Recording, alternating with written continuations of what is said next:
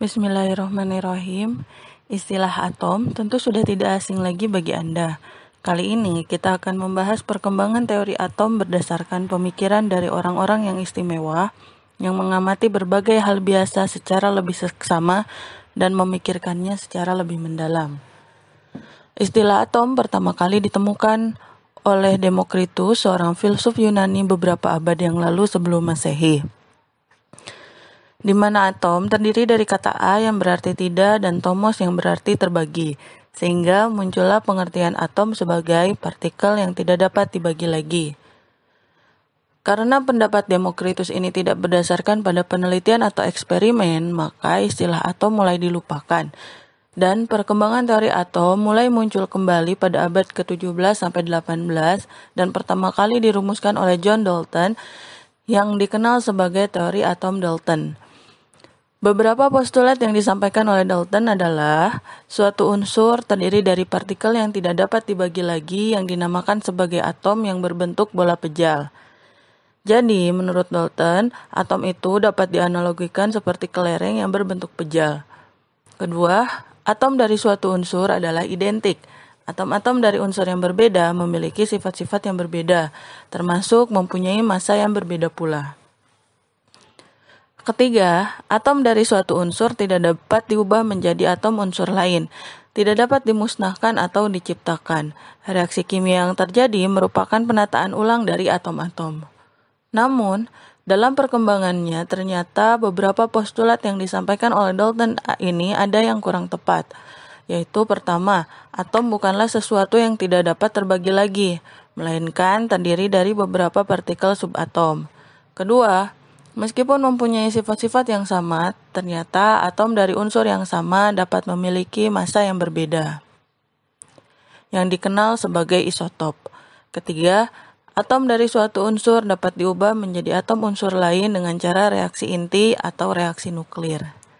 Teori atom Dalton ini memiliki beberapa kelemahan, diantaranya 1. Tidak dapat menjelaskan perbedaan atom dari unsur yang satu dengan yang lain. Kedua, tidak dapat menjelaskan sifat listrik materi. Dan ketiga, tidak dapat menjelaskan cara atom-atom saling berikatan. Teori atom Dalton tidak digunakan lagi setelah adanya penemuan elektron oleh J.J. Thomson, di mana menurut teori atom Thomson, atom merupakan materi yang bermuatan positif dan di dalamnya tersebar elektron. Thomson menganalogikan model atomnya bagaikan kismis dalam roti kismis.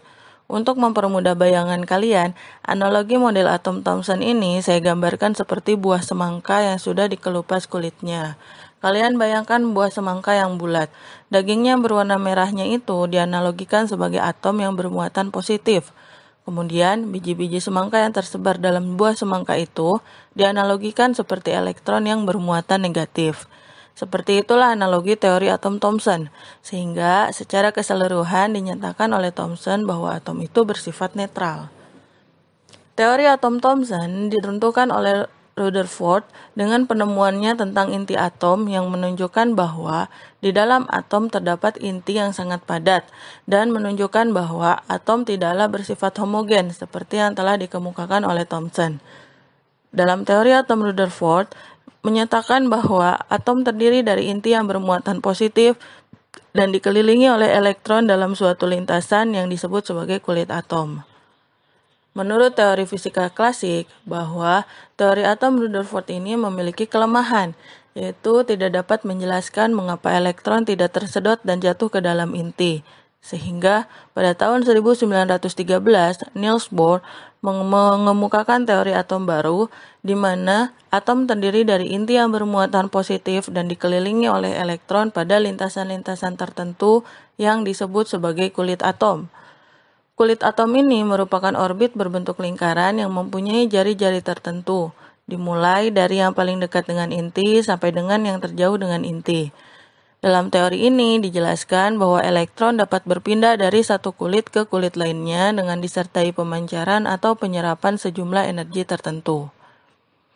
Dalam perkembangan selanjutnya, ternyata diketahui bahwa gerakan elektron itu menyerupai gelombang, sehingga muncullah teori atom mekanika kuantum yang menyebutkan bahwa atom merupakan partikel yang terdiri dari inti yang bermuatan positif dan elektron yang mengelilingi inti pada orbital tertentu.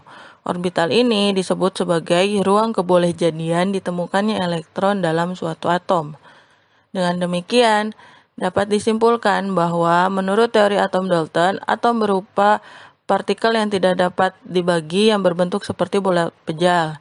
Sedangkan menurut Thomson, atom merupakan partikel yang bermuatan positif dan terdapat elektron yang tersebar di dalamnya. Menurut Rutherford, atom terdiri dari inti bermuatan positif dan dikelilingi oleh elektron dalam suatu lintasan tertentu. Sedangkan menurut Bohr, atom terdiri dari inti yang bermuatan positif dan dikelilingi elektron pada kulit-kulit tertentu dengan tingkat energi yang berbeda-beda. Sedangkan yang terakhir, menurut teori mekanika kuantum, atom terdiri dari inti bermuatan positif dan dikelilingi oleh elektron dalam orbital tertentu. Demikian penjelasan saya mengenai perkembangan teori-teori atom. Jika ada pertanyaan, silakan diajukan di dalam kolom komentar. Terima kasih.